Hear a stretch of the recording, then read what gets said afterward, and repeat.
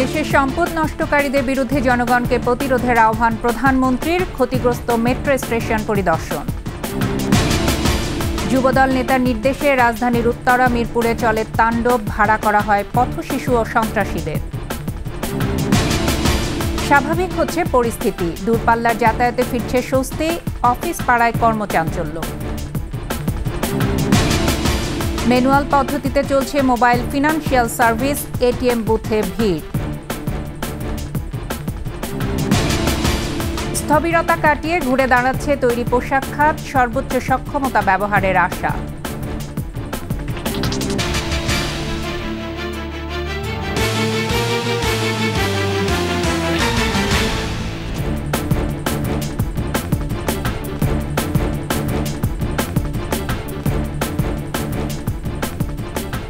শুনছিলেন first security ইসলামী bank PLC সংবাদ শিরোনাম। সন্ধ্যা ৭টার ২১ সংবাদে প্রত্যেককে আমন্ত্রণ জানাচ্ছি আমি ফারজানা আখি। দর্শক, ২১ টেলিভিশনের সংবাদ একই সাথে সরাসরি দেখতে পাবেন আমাদের ফেসবুক পেজ www.facebook.com/2124 অনলাইনে। এছাড়া সংবাদে আরও থাকছে সাংবাদিক সাহিত্যিক বেবি মওদুদের ১০ম প্রয়াণ দিবস। ক্ষমতাবৃত্তের কেন্দ্রে থেকেও আমৃত্যু ছিলেন নির্মোহ।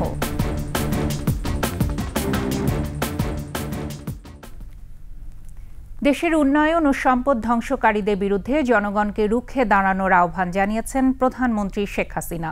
চাকরিতে কোটার সব দাবি মেনে নেয়ার পরও কেন তাদের আন্দোলন প্রত্যাহার হলো না, এমন প্রশ্ন সরকার প্রধান তোলেন।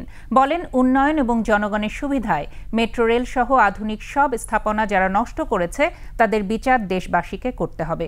রিপোর্ট করছেন প্রণব চক্রবর্তী। কোটা সংস্কার আন্দোলনকে সামনে রেখে একটি পক্ষ তাণ্ডব চালিয়েছে দেশ জুড়ে। সন্ত্রাসী কর্মকাণ্ডে সরকারি বিভিন্ন স্থাপনায় আগুন দেয়া সহ করা হয়েছে ভাঙচুর, লুটপাট, যার মধ্যে অন্যতম স্বপ্নের মেট্রো রেল। ৩৩,০০০ কোটি টাকা ব্যয়ে নির্মিত মেট্রো রেলের এই ক্ষতচিহ্ন বহন করছে ভয়াবহতার চিত্র। মেট্রো রেলের ক্ষয়ক্ষতি এবং অবস্থা দেখতে মিরপুর ১০ মেট্রো স্টেশন পরিদর্শনে আসেন প্রধানমন্ত্রী শেখ হাসিনা।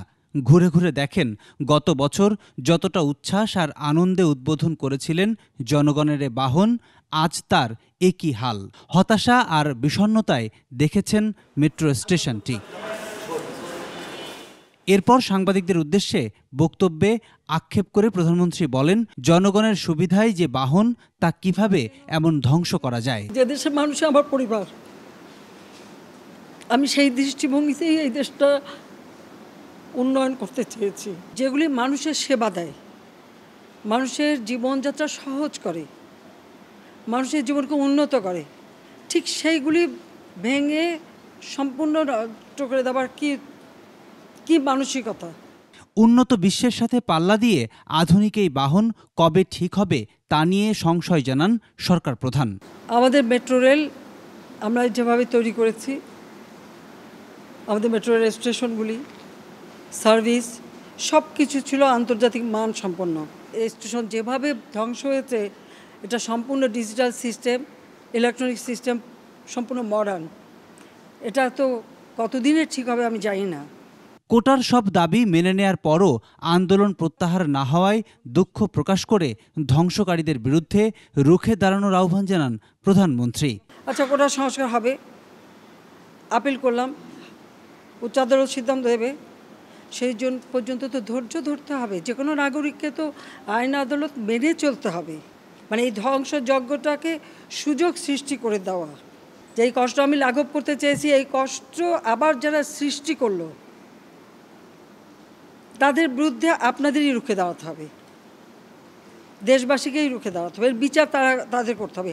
সব মোকাবেলা করে দেশের মানুষের জন্য নিরলস কাজ করে যাওয়ার দৃঢ় প্রত্যয় জানান প্রধানমন্ত্রী শেখ হাসিনা। প্রতিদিন হাজার হাজার মানুষের পদচারণায় মুখর থাকত যে মেট্রো রেল স্টেশন, সেটি এখন পরিপূর্ণ ধ্বংসাবশেষ। দেখলে মনে হবে যুদ্ধ বিধ্বস্ত কোনো এলাকা। এটি পরিদর্শনে এসে প্রধানমন্ত্রী আক্ষেপ করলেন, দুঃখ প্রকাশ করলেন। জনগণের এই সুবিধা আবার কবে তাদের কাছে পৌঁছে দেওয়া যাবে সেটি এখন অপেক্ষার বিষয়। Pranab Chakraborty, ২১ television, metro rail station, Mirpur ১০, Dhaka. এদিকে রংপুরে স্বরাষ্ট্রমন্ত্রী আসাদুজ্জামান খান কামাল বলেছেন, সন্ত্রাসীরা এবার পরিকল্পিতভাবে গান পাউডার ব্যবহার করেছে। কোটা আন্দোলনকে কেন্দ্র করে ভাঙচুর করা ও পুড়িয়ে দেয়া রংপুরের বিভিন্ন সরকারি স্থাপনা, আওয়ামী লীগের কার্যালয় পরিদর্শন করেন মন্ত্রী।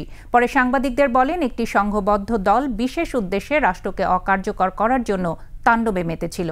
স্বাধীনতা বিরোধী চক্র যারা দেশে জঙ্গিবাদের উত্থান ঘটিয়েছিল, সেই জামাত বিএনপি জঙ্গিদের নিয়ে এবারও রাষ্ট্রকে পুরোপুরি অকার্যকর করার জন্য কাজ করেছে। এখানে একটা সংঘবদ্ধ দল একটা উদ্দেশ্য নিয়ে রাষ্ট্রকে অকার্যকর করার জন্য সেই আমাদের কাছে যে সমস্ত ইনফরমেশন রয়েছে, যারা স্বাধীনতা বিরোধী চক্র ছিল, যারা জঙ্গির উত্থান ঘটিয়েছিল, জামাত বিএনপি যারা সবসময় রাষ্ট্রকে একটা অকার্যকর রাষ্ট্র পরিণত করার জন্য যারা কাজ করছে, তাদেরই একটা সুসংগঠিতভাবে এই আন্দোলনের সঙ্গে তারা সম্পৃক্ত হয়ে গিয়েছে। কোটা আন্দোলনের নামে তারা এই ধ্বংস, এই নৈরাজ্য সৃষ্টি করার প্রয়াস পাচ্ছে। এদিকে বিএনপি জামাতি দেশের অর্জনগুলোকে ধ্বংস করার পায়তারা করছে। কোটা আন্দোলনকে পুঁজি করে চালানো ধ্বংসযজ্ঞ ও বিশৃঙ্খলার দায় তাদেরই বলে মন্তব্য করেছেন আওয়ামী লীগ সাধারণ সম্পাদক ওবায়দুল কাদের। রাজধানীর তেজগাঁওয়ে ঢাকা জেলা আওয়ামী লীগের কার্যালয়ে ঢাকা মহানগর ও ঢাকা জেলার 4টি নির্বাচনী এলাকার নেতাদের নিয়ে বৈঠক করেন ওবায়দুল কাদের। আন্দোলনের আড়ালে বিএনপি জামাতের সশস্ত্র ক্যাডাররাই মাঠে ছিল উল্লেখ করে তিনি বলেন, কঠিন পরিস্থিতির মধ্যে দিন পার করছে নিম্ন আয়ের মানুষেরা। নেতাকর্মীদের যার যার জায়গা থেকে সাহায্যের হাত বাড়িয়ে দেওয়ারও আহ্বান জানান ওবায়দুল কাদের।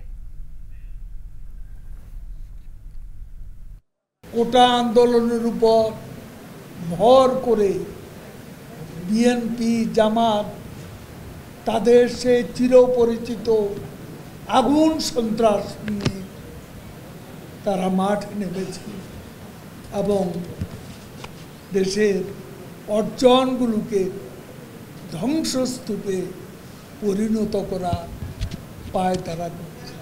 এ আন্দোলন বিএনপি জামাতের সশস্ত্র ক্যাডাররা টার্গেট করে হামলা চালিয়েছে।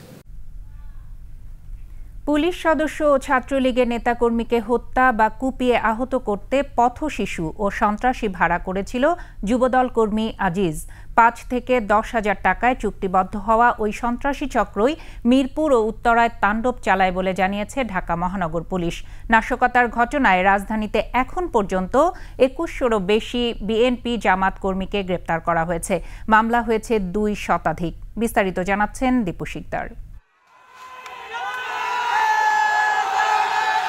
18 জুলাই থেকে 21 জুলাই টানা 4 দিন ধরে রাজধানী জুড়ে নাশকতা চালায় বিএনপি জামাত। এর আগে রাজধানীর আশপাশের এলাকায় জড়ো হয় দুর্বৃত্তরা।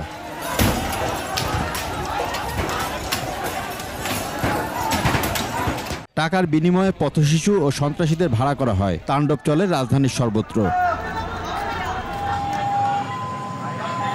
আর এই তাণ্ডব পরিচালনার দায়িত্বে যারা ছিল তাদেরই একজন যুবদল কর্মী আজিজ। সে গোয়েন্দা জিজ্ঞাসাবাদে জানিয়েছে, রাজধানীতে দুর্বৃত্তদের নিয়ে আসার নির্দেশনা দেয় বগুড়ার যুবদল নেতা নূরে আলম।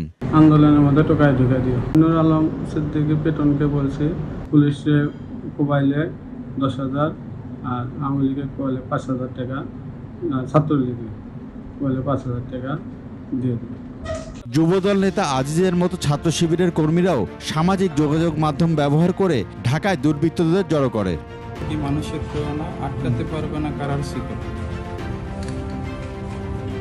নাশকতা করে জনমনে ত্রাস সৃষ্টি ছিল তাদের লক্ষ্য।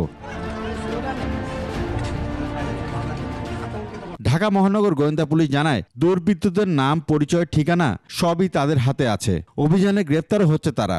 বিএনপি জামাতের নেতা কর্মীরা টাকার বিনিময়ে টুকাই এবং ছিন্নমূল দিয়ে ঢাকা উত্তরা আবদুল্লাহ পৌরসভার বিভিন্ন স্থানে ভাঙচুর, অগ্নিসংযোগ, নারীকে হত্যা করায় এবং যারা পুলিশকে রাস্তার মধ্যে জ্বলিয়ে হত্যা করেছে তাদের প্রত্যেকেরই নাম্বার আমরা পেয়েছি। ঢাকা মহানগর পুলিশও এই বিষয়ে নানা তথ্য জানায়। 200টি মামলা ইতিমধ্যে রেকর্ড করা হয়েছে এবং আরও কয়েকটি মামলা রেকর্ড করার বিষয়টি প্রক্রিয়াধীন রয়েছে। পাশাপাশি এই 200টি মামলায় এখন পর্যন্ত 2100-র উপরে সন্ত্রাসীদেরকে গ্রেপ্তার করা হয়েছে, যারা প্রকৃতপক্ষেই বিটিভি ভবনে হামলায় জড়িত ছিল, যারা প্রকৃতপক্ষেই সেতু ভবনে হামলায় জড়িত ছিল, যারা এলিভেটেড এক্সপ্রেসওয়ে, মেট্রো রেল যারা ধ্বংস করার কাজে নিয়োজিত, তারা এই 2100 জনের মধ্যে তারা প্রত্যেকেই কোনো না কোনোভাবে তারা কন্ট্রিবিউট করেছে। দুর্বৃত্তদের শনাক্ত ও গ্রেফতার করতে অব্যাহত আছে র্যাবের অভিযানও। দীপু শিকদার, 21 টেলিভিশন, ঢাকা।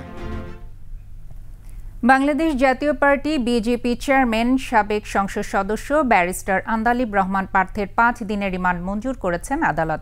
ঢাকার অতিরিক্ত চিফ মেট্রোপলিটন ম্যাজিস্ট্রেট সুলতান সোহাগ উদ্দিনের আদালত শুনানি শেষে এই রিমান্ড মঞ্জুর করেন। মামলার তদন্তকারী কর্মকর্তা 10 দিনের রিমান্ড আবেদন করেছিলেন। এর আগে বুধবার রাত 1টার দিকে রাজধানীর গুলশানের বাসা থেকে আন্দালিব রহমান পার্থকে গ্রেপ্তার করা হয়। কোটা সংস্কারের দাবিতে আন্দোলনকারীদের পক্ষে ফেসবুকে বিভিন্ন পোস্ট করেন ব্যারিস্টার পার্থ।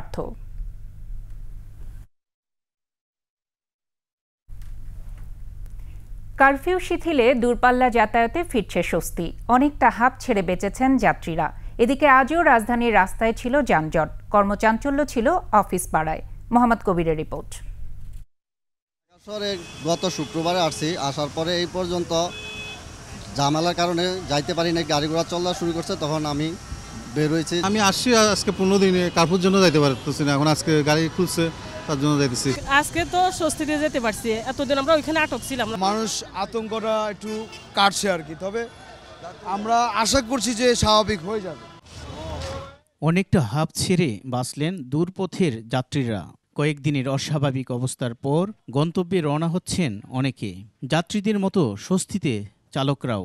গাড়ি সকালবেলা মহাজনের সাথে কথা বলে গাড়ি আনছি, এখন লাগাইছি সিরিয়ালে। এখন পরিস্থিতি ভালো দেখে গাড়ি লাগাইছে যাওয়ার উদ্দেশ্যে। অবস্থা তো দেখতেছে না, নিরাপত্তা ঠিক আছে। একটু আতঙ্ক লাগে যে কখন গ্যাঞ্জাম ফেদাত আবার হয়। প্রশাসনও আছে, এখনো প্রশাসনের গাড়ির জন্য আমরা চলাফেরা করতে পারতেছি। বৃহস্পতিবার কর্মচঞ্চল ছিল রাজধানী। প্রায় সব রাস্তায় চিরচেনা সেই ঢাকা। কর্মস্থলে যেতে যানজট পেরুতে হয়েছে প্রায় সবাইকেই। আমরা একটু আগে আর্লি বের হইতে হয়েছে, রাস্তায় জ্যাম ছিল, তারপরও সময় মতো আসতে পারছি। রাস্তাঘাটে একটু যানজট আছে, চলে আসছে, অত বেশি সমস্যা হয় না। পরিস্থিতি তো একটু থমথমে, স্বাভাবিক, একটু শঙ্কা তো কাজ করবেই। স্বাভাবিক চিত্র ছিল অফিস পাড়ায়। সরকারি, বেসরকারি, স্বায়ত্তশাসিত সহ সব অফিস ও আদালত ছিল কর্মচঞ্চল। যাত্রীবাহী ট্রেনগুলো ছাড়ার কথা থাকলেও নিরাপত্তার বিবেচনায় রেল চলাচল বন্ধ রেখেছে কর্তৃপক্ষ। মোহাম্মদ কবির, 21 টেলিভিশন, ঢাকা। এখনও পুরোপুরি স্বাভাবিক হয়নি মোবাইল ফিনান্সিয়াল সার্ভিস MFS সেবা। মোবাইল ইন্টারনেট চালু না হওয়ায় নির্ভর করতে হচ্ছে ম্যানুয়াল পদ্ধতির ওপর। তবে খুব ভালো সেবা দিচ্ছে এটিএম বুথগুলো। মেহেদি হাসানের রিপোর্ট। বিকাশ, রকেট, নগদ, উপায়ের মতো মোবাইল ফোনে আর্থিক সেবা বা MFS-এ 2024 সালের জানুয়ারিতে লেনদেন হয়েছে 1,29,000 কোটি টাকা। প্রতিদিন গড়ে লেনদেন হয়েছে প্রায় 4,500 কোটি টাকা। টাকা পাঠানো থেকে শুরু করে বিভিন্ন পরিষেবার বিল পরিশোধ, এমনকি মোবাইল ফোন রিচার্জের কাজও এখন মানুষ সারছেন MFS-এর মাধ্যমে। আর এজন্য MFS-এর ইন্টারনেট নির্ভর অ্যাপসগুলোর উপরই বেশি নির্ভর করেন সাধারণ মানুষ। কিন্তু গেল কয়েকদিনের সহিংসতায় ইন্টারনেট সেবা বন্ধ হয়ে যাওয়ায় এ সেবা নির্ভর সাধারণ মানুষ পড়েছেন বিপাকে। মঙ্গলবার রাত থেকে ব্রডব্যান্ড ইন্টারনেট সেবা চালু হয়েছে। তবে MFS ব্যবসার সাথে সংশ্লিষ্টরা বলছেন মোবাইল ইন্টারনেটের মতো সেবা এখনও তারা দিতে পারছেন না। এখনও ম্যানুয়াল পদ্ধতির উপরই বেশি নির্ভর করতে হচ্ছে তাদের। অ্যাপসে করা যায়, ইয়ে দিয়ে, ওয়াইফাই দিয়ে, আপনার ওয়াইফাইয়ের কাজ কানেক্টেড হয়, ইন্টারনেট দিয়ে হয় না, কিন্তু খালি ঘুরে পুরোপুরি এখনও কাজ হয় নাই। এখন আমাদের সমস্যা হইতেছে ম্যানুয়াল দিয়ে মারা লাগে। আগে তো এরকম নেট থাকতো, অ্যাপস ইউজ করতাম, এখন তার নেট না, এখন আগের মতন ম্যানুয়ালি দেই, আর লেনদেন আগের চেয়ে একটু কম। এতদিন যারা লেনদেন করতে পারেননি তারা অনেকেই এসেছেন MFS-এ টাকা পাঠাতে বা উত্তোলন করতে। বলছেন মোবাইল ইন্টারনেট চালু হলে এগুলোর ব্যবহার আগের মতো করতে পারবেন তারা। বিকাশ করে দিতেছে, কিন্তু 2 দিন হলো বন্ধ ছিল, আজকে গত 3-4 দিন বন্ধ ছিল, অনেক প্রবলেমে পড়ছিলাম। এখন তো ভাই ব্রডব্যান্ড থ্রো যেগুলো ওয়াইফাই কানেক্টেড আর কি, ব্রডব্যান্ড ইন্টারনেট, সেগুলোতে অ্যাপস অন হচ্ছে আর কি। এটা আমিও কনফার্মেশন করে নিয়েছি যে অ্যাপস থ্রু আমি পাঠাতে পারবো কিনা, বাট ব্যান্ডউইথ খুবই স্লো আর কি। তো আমার ভাইরা সে বিদেশ থাকে, সে দেশে টাকা পাঠাইবো, সে পারে না আর কি বিকাশ বন্ধ থাকার কারণে। তো এখন রিসেন্টলি গতকাল থেকে মনে হয় হালকা চালু হয়েছে, মানে চলে কোনো রকম, অনেক সময় লাগে। তবে এখনও স্বাভাবিক সেবা মিলছে ব্যাংকের এটিএম বুথ থেকে। আর ইন্টারনেট সেবা আবার চালু হওয়ার পর ভিসা ও মাস্টার কার্ডের মতো ইন্টারনেট নির্ভর সেবাগুলো আবার চালু হয়েছে। বুথ সার্ভিস ঠিকমতোই দিচ্ছে, আমরা এখন আমাদের স্বস্তি ফিরে আসছে। অনেকের কাছে শুনছি যে নেটওয়ার্কে ঝামেলা করতেছে, তো আমি ডাচ বাংলা ব্যাংকে শুনছি যে এদের সার্ভিস ভালো আছে, কিন্তু অন্যান্য ব্যাংকে সমস্যা ছিল, যেমন সিটি ব্যাংকে আমার ছোট ভাই টাকা উঠাইতে পারে নাই। এটিএম বুথগুলোর টাকা সরবরাহ স্বাভাবিক রাখার নির্দেশনা দেওয়া হয়েছে বলেও জানিয়েছে বাংলাদেশ ব্যাংক। মেহেদি হাসান, 21 টেলিভিশন, ঢাকা। ইউরোপীয় ক্রেতারা সবচেয়ে বেশি কার্যাদেশ দেন জুলাই মাসে, কিন্তু গেল এক সপ্তাহ দেশে আমদানি রপ্তানি স্থবির থাকায় কিছুটা চাপ তৈরি হয়েছে পোশাক খাতে। তবে ইন্টারনেট চালু ও কারখানা খোলার পর বিদেশি ক্রেতা প্রতিষ্ঠানের সাথে যোগাযোগ শুরু করেছেন রপ্তানিকারকরা। ঘুরে দাঁড়াতে সরকারের কাছে প্রয়োজনীয় নীতি সহায়তা চান উদ্যোক্তারা। তৌহিদুর রহমানের রিপোর্ট। কোটা বিরোধী আন্দোলনকে কেন্দ্র করে দেশজুড়ে নৈরাজ্যকর পরিস্থিতি সৃষ্টি হয়। প্রায় পুরো সপ্তাহে স্থবির ছিল দেশের ব্যবসা বাণিজ্য সহ সার্বিক অর্থনৈতিক কর্মকাণ্ড। নিরাপত্তা শঙ্কায় 85% রপ্তানি আয় অর্জনকারী তৈরি পোশাক শিল্প বন্ধ রাখতে হয়।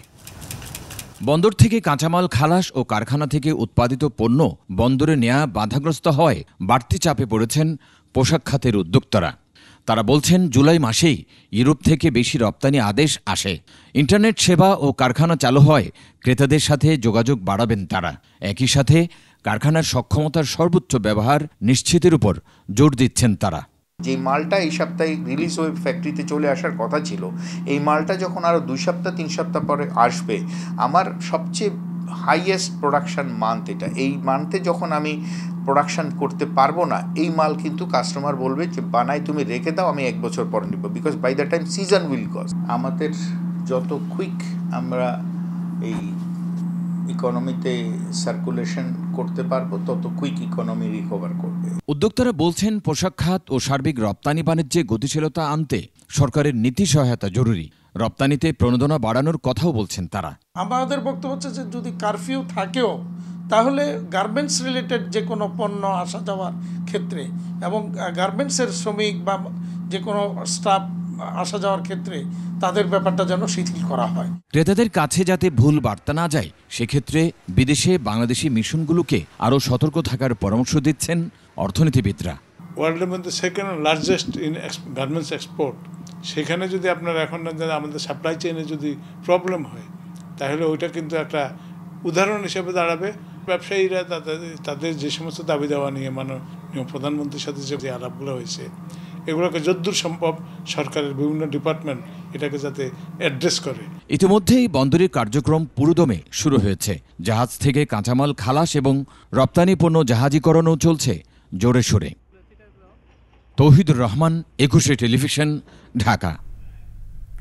সময় হলো বিরতির। যখন ফিরছি তখন অন্যান্য খবরের সঙ্গে আরও যা থাকবে। ভাঙচুর, আগুন সন্ত্রাসে নারায়ণগঞ্জে 500 কোটি টাকার ক্ষতি। রংপুরে পুড়ে গেছে থানা, সরকারি অফিস সহ বিভিন্ন স্থাপনা।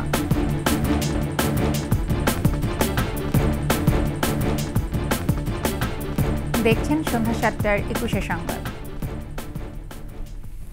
কোটা সংস্কার আন্দোলনে তাণ্ডবকারীদের ভাঙচুর, লুটপাট ও অগ্নিসংযোগে নারায়ণগঞ্জের পোশাক কারখানা সহ বিভিন্ন সরকারি বেসরকারি অফিসে প্রায় 500 কোটি টাকার ক্ষয়ক্ষতি হয়েছে।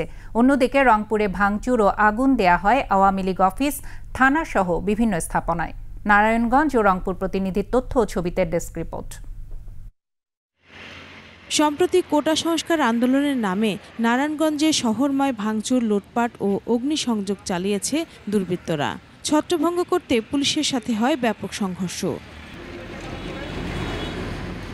ঝালকুড়ি এলাকায় তৃষ্ণার্ত শিল্প পুলিশকে পানি পান করানোয় এসবি পোশাক কারখানায় ভাঙচুর, লুটপাট ও আগুন দেয় দুর্বৃত্তরা।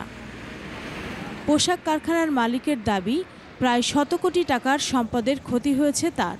120-25 কোটি টাকার মতো, কিন্তু আমরা এখন দেখতেছি কি যে এটা এখনো তো আমাদের ফাইনাল হিসাবটা আসে না। আমরা যেই জায়গায় ধরতেছি ওই জায়গায় ড্যামেজ পাচ্ছি। মাননীয় প্রধানমন্ত্রী উপযুক্ত বিচারটা করুক, ওনারা পারবে এটার কারা এটা ক্ষতি করছে। এটার অনেক ভিডিও ফুটেজ আছে, অনেক রাস্তাঘাটের অনেক কিছু আছে রেকর্ডিং করা, যাতে উনি এটার বিচারটা করে, এর পরবর্তীতে যাতে আর আমাদের কোনো ক্ষতি না হয়। শ্রমিকরা বলছেন এখনো আতঙ্ক নিয়ে কাজ করছেন তারা। অনেক কষ্ট করে এখানে কাজ করতেছি, অনেক আতঙ্কের মাঝখানে। এখানে যারা লুটপাট করছে তাদের শাস্তি হোক। আতঙ্কে তো কিছু কিছু লোকজন আসতে পারতেছে না ভয়ে। মালিকের এমন একটা ক্ষতি হয়েছে, তাতে আমাদের অনেক কষ্ট লাগে। গত কয়েকদিনে জেলার 10টির বেশি সরকারি ও অর্ধশতাধিক বেসরকারি প্রতিষ্ঠানে ধ্বংসযজ্ঞ চালায় দুষ্কৃতিকারীরা। সংশ্লিষ্টরা বলছে নারায়ণগঞ্জে প্রায় 500 কোটি টাকার ক্ষতি হয়েছে। পুলিশ সুপার জানান, সহিংসতার ঘটনায় 9টি মামলা হয়েছে, গ্রেপ্তার করা হয়েছে 309 জনকে। এদিকে রংপুরেও ঘটে সহিংসতার ঘটনা। বেতপট্টি এলাকায় মহানগর আওয়ামী লীগ অফিসে হামলা চালিয়ে আসবাবপত্র ভাঙচুর ও লুটপাট করে আগুন ধরিয়ে দেয়া হয়। জেলা আওয়ামী লীগ কার্যালয় ও রংপুর মেট্রোপলিটন তাজহাট থানায় হামলা চালিয়ে আগুন দেয় দুষ্কৃতিকারীরা। পুলিশ কমিশনার বলছেন, পূর্ব পরিকল্পিতভাবেই এসব তাণ্ডব চালানো হয়। পরিকল্পিতভাবে দুষ্কৃতিকারীরা, জামাত বিএনপির সংঘবদ্ধ সন্ত্রাসীরা বিভিন্ন পুলিশি স্থাপনা সহ বিভিন্ন সরকারি দপ্তরে ব্যাপক ধ্বংসযজ্ঞ, অগ্নিসন্ত্রাস, নাশকতা চালিয়েছে। বিভিন্ন মাধ্যমে পাওয়া ভিডিও অডিও পরীক্ষা করে 500 জনকে চিহ্নিত করা হয়েছে। মামলা হয়েছে 8টি, গ্রেপ্তার হয়েছে 75 জন। রত্না জামান, ডেস্ক রিপোর্ট, 21 টেলিভিশন। আন্দোলনকারীদের ঢাল হিসেবে ব্যবহার করে বিএনপি মহাসচিব মির্জা ফখরুল ইসলাম আলমগীর দায়িত্বহীন কথা বলছেন, এমন অভিযোগ করেছেন আওয়ামী লীগের প্রেসিডিয়াম সদস্য ও প্রাণী সম্পদ মন্ত্রী আব্দুর রহমান। সচিবালয়ে সাংবাদিকদের সঙ্গে আলাপে আরও বলেন, আন্দোলন সফল হওয়ায় শিক্ষার্থীদের উৎসব করা উচিত। এদেরকে ঢাল হিসেবে ব্যবহার করে যেই সমস্ত দায়িত্বহীন কথাবার্তা এই বিশেষত বিএনপির মহাসচিব বলছে, এটা দুঃখজনক, অনাকাঙ্ক্ষিত, এবং এই সমস্ত দায়িত্বহীন কথাবার্তার মধ্য দিয়েই তারা প্রমাণ করে যে এই সমস্ত নাশকতার সঙ্গে তাদের সংশ্লিষ্টতা ছিল বা আছে। গণতান্ত্রিক রাজনৈতিক ব্যবস্থায় নাশকতা ও সহিংসতার কোনো স্থান নেই বলে মন্তব্য করেছেন ঢাকা দক্ষিণ সিটি কর্পোরেশনের মেয়র শেখ ফজলে নূর তাপস। রাজধানীর সেগুনবাগিচায় কোটা আন্দোলনকে কেন্দ্র করে দুষ্কৃতকারীদের তাণ্ডবে ক্ষতিগ্রস্তদের মাঝে ত্রাণ সহায়তা বিতরণের সময় একথা জানান দক্ষিণ সিটি মেয়র।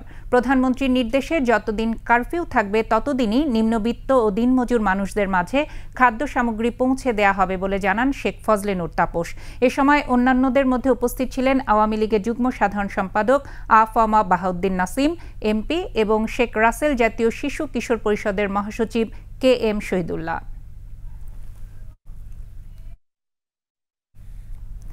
কোটা আন্দোলন আগের ও পরের পরিস্থিতি নিয়ে পাল্টাপাল্টি সংবাদ সম্মেলন করেছে সুপ্রিম কোর্ট আইনজীবী সমিতি। দুপুরে সুপ্রিম কোর্ট অডিটোরিয়ামে প্রথমে বারের সভাপতি মাহবুব উদ্দিন খোকন সংবাদ সম্মেলন করেন। দেশের চলমান কারফিউ প্রত্যাহার, জনগণের মৌলিক অধিকার সংরক্ষণ করার দাবি জানান।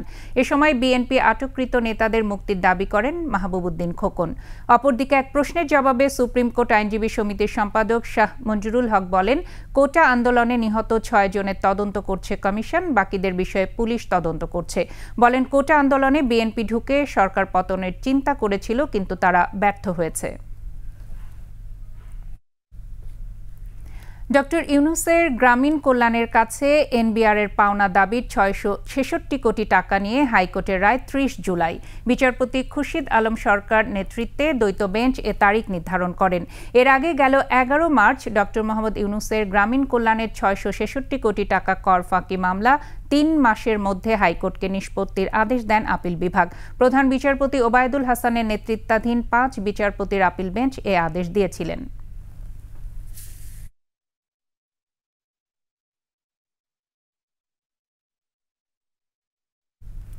মা, মাতৃভূমি, রাজনীতি, সংস্কৃতিকেই মুখ্য জ্ঞান করতেন বেবি মওদুদ। নির্যাতিত জনমানুষকে দিশা দেখিয়েছেন প্রগতিশীল রাজনীতির এই কাণ্ডারি, যার কেন্দ্রে ছিল কেবলই মানুষ। সাহিত্যিক, সাংবাদিক ও রাজনীতিক বেবি মওদুদের 10ম প্রয়াণ দিবসে আদিত্য মামুনের প্রতিবেদন। বাঙালির মুক্তির সংগ্রামের সময় থেকেই বেবি মওদুদের মননশীল রাজনীতির উন্মেষ। সংগঠক হিসাবে ভূমিকা রেখেছেন বাংলাদেশের প্রায় সকল রাজনৈতিক সাংস্কৃতিক আন্দোলন সংগ্রামে। পেশায় সাংবাদিক আর মন মননে বেবি মওদুদ ছিলেন বঞ্চিত মানুষের ভরসাস্থল।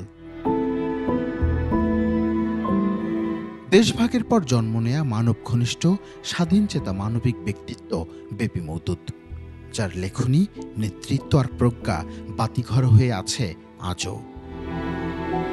প্রতিটা কাজে যদি নূর হোসেনের কথা বলেন, যে আমি তখন প্রচণ্ড বিপদে পড়েছিলাম, যে স্বৈরাচার বিরোধী যে আন্দোলন হচ্ছিল, যে নূর হোসেনের ভূমিকা আপনারা জানেন, যে গণতন্ত্র মুক্তি পাক, সেই ছবিটি তোলার পরে আমাকে বাড়ি ছাড়তে হয়েছিল, ঘর ছাড়তে হয়েছিল। আমি খুবই আতঙ্কিত হয়ে গেছিলাম। সেই সময় স্বৈরাচার সরকার আমাকে ধরার চেষ্টা করছিল, কিন্তু বেবি আপা আমার পাশে ছিলেন প্রতিটা ক্ষেত্রে। এবং আমি যদি এখনকার মাননীয় প্রধানমন্ত্রীর কথা বলি, যে ওনার সাথে যে আমি কাজ করেছি, যদি বেবি আপার মতো মানুষ যদি আমার মাঝখানে না থাকতো, হয়তো আমি এই কাজগুলো করতে পারতাম না। অনাড়ম্বর যাপন, সত্য বচন তাকে ক্রমেই গুরুত্বপূর্ণ করে তোলে। ক্ষমতা বৃত্তের কেন্দ্রে থেকেও লোভ আর স্বার্থের ঊর্ধ্বে বিচরণ করতেন বিরল প্রজ এই নারী নেত্রী। অনেকেই বলে যে বড়াপা যে অবস্থায় ছিল তাতে বড়াপা অনেক কিছু করতে পারছে। যেমন আমি জানতাম বড়াপাকে ডাইরেক্টলি মহিলা মন্ত্রণালয়ে মিনিস্টার করার জন্য প্রপোজাল ছিল। বড়াপাকে তো আমরা চিনি, উনি কিছুতেই নেবেন না, নেনও নাই। ইনফ্যাক্ট এমপি হওয়ার উনি প্রথমে রাজি হন নাই। ওনাকে বোঝাতে পেয়ে বেশ কষ্ট হয়েছিল, এবং অন্য বেশ কয়েকজন মিলে চেষ্টায় বোধহয় বড়াপা লাস্ট মুভমেন্টে প্রথমবার এমপি হয়েছিল, কিন্তু সেটা তো বড়াপার আপত্তি ছিল। স্বাধীনতা পরবর্তী সময়ে স্বৈরাচার বিরোধী আন্দোলন আর ৭১-এর ঘাতক দালালদের বিরুদ্ধেও ছিলেন সোচ্চার। স্বাধীন বাংলাদেশে যখনই গণতন্ত্র অবরুদ্ধ হয়েছে বা গণতন্ত্রের কণ্ঠরোধ করা হয়েছে, তখনই আমরা দেখেছি, আমরাও যেমন রাস্তায় নেমেছি, আমাদের সাথে সাথে বেরিয়েও খুব সক্রিয় হবে। ২০০৭ সালের সেনা সমর্থিত তত্ত্বাবধায়ক সরকারের আমলেও তিনি ছিলেন বঙ্গবন্ধু কন্যা শেখ হাসিনার বিশ্বস্ত ছায়াসঙ্গী। পরবর্তীতে সংসদ সদস্য হয়েও মানুষের কণ্ঠস্বর হিসেবেই বিবেচিত ছিলেন। বিরোধী দলীয় নেত্রীর এই ন্যাক্কারজনক যে ষড়যন্ত্র, সেটা আর ধোপে টিকবে না। তার কর্মের মাধ্যমেই তিনি উত্তর প্রজন্মের মধ্যে আলোকবর্তিকা হয়ে থাকবেন, এমনই মত সবার। আদিত্য মামুন, ২১শে টেলিভিশন, ঢাকা। আবারও বিরতি, যখন ফিরছি তখন অন্যান্য খবরের সঙ্গে আরও যা থাকছে।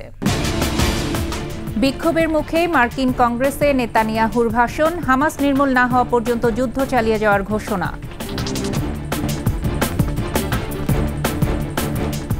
সন্ধ্যা ৭টার ২১শে সংবাদে আবারও আমন্ত্রণ। জনপ্রিয় ব্যান্ড তারকা শাফিন আহমেদ যুক্তরাষ্ট্রের এক হাসপাতালে মারা গেছেন। ইন্নালিল্লাহি ওয়া ইন্না ইলাইহি রাজিউন। ভার্জিনিয়া হাসপাতালে দুদিন লাইফ সাপোর্টে থাকার পর বাংলাদেশ সময় আজ সকাল ৬টা৫০ দিকে মারা যান শাফিন আহমেদ। দেশের শীর্ষ সারির ব্যান্ড মাইলসের প্রতিষ্ঠাতা শাফিন আহমেদ। ব্যান্ডের ৯০% গানই তার গাওয়া। গান গাওয়ার পাশাপাশি ব্যান্ডে বেজ গিটারও বাজাতেন তিনি। ১৯৬১ সালের ১৪ ফেব্রুয়ারি জন্ম শাফিনের। মা কিংবদন্তি কণ্ঠশিল্পী ফিরোজা বেগম এবং বাবা সঙ্গীতজ্ঞ কমল দাশগুপ্ত।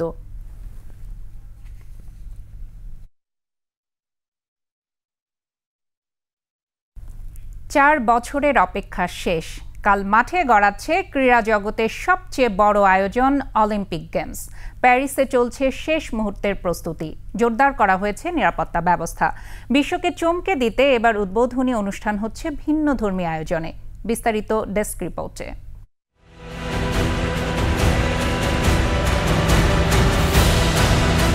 অলিম্পিকের উদ্বোধনী অনুষ্ঠান হয় সাধারণত আয়োজক শহরের অলিম্পিক স্টেডিয়ামে। তবে এবার চমক এনেছে আয়োজকরা।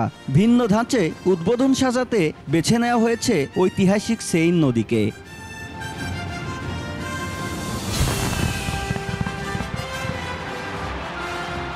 প্যারিসের শহরতলি সেন্ট ডেনিস থেকে অলিম্পিকের মশালে যাত্রা শুরু করবেন হিপ হপ কিংবদন্তি স্নুপ ডগ। উদ্বোধনী অনুষ্ঠানে মঞ্চ মাতাবেন পপ আইকন জিওন এবং লেডি গাগা। এরই মধ্যে দুজনই পৌঁছে গেছেন আয়োজক সরকিতে। এদিকে কোনো প্রকার অপ্রীতিকর ঘটনা এড়াতে চিরুনি অভিযান চলছে শিল্প সংস্কৃতি ও ভালোবাসার শহর প্যারিসে। হবেই না কেন, বিশ্বের সেরা অ্যাথলেটদের মিলন মেলা বসছে যে এই শহরেই। এবার অংশ নিচ্ছে ২০৬টি দেশের ১০,০০০-এর বেশি অ্যাথলেট। এছাড়া থাকবে জাতীয় অলিম্পিক কমিটির স্বতন্ত্র নিরপেক্ষ ক্রীড়াবিদ ও শরণার্থী অলিম্পিক দল।